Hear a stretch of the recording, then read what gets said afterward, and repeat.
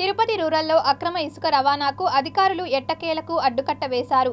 చిగురువాడ గ్రామస్తుల విజ్ఞప్తి మేరకు స్పందించిన రెవెన్యూ శాఖ అధికారులు శుక్రవారం ఉదయం స్వర్ణముఖి నది పరివాహక ప్రాంతాల చుట్టూ ఉన్న ఇసుక రిచులకు వాహనాలు రాకపోకలు సాగించకుండా 15 మార్గాలకు గోతులు తీశారు.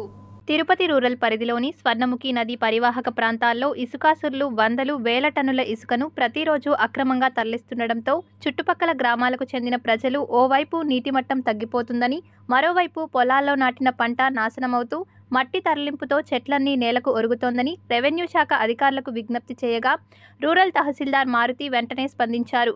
ఇసుక అక్రమ రవాణాకు అడ్డుకట్ట వేయాలని రెవెన్యూ సిబ్బందిని ఆదేశించారు. దీనిపై స్పందించిన సిబ్బంది చిగురువాడ, గొల్లపల్లి, అడపారెడ్డిపల్లి, దుర్గసముద్రం ప్రాంతాల్లో నదికి వెళ్లకుండా ట్రాక్టర్లను అడ్డుకోవడం కోసం 15 ప్రాంతాల్లో 3 జేసీబీలతో కందకాలను ఏర్పాటు చేశారు. ఇసుక అక్రమ రవాణాను ఉపేక్షించమని అధికారుల ఆదేశాల మేరకు నదీ పరివాహక ప్రాంతాల్లో కందకాలను తీశామని మహిళా పోలీస్ రెడ్డమ్మ తెలిపారు.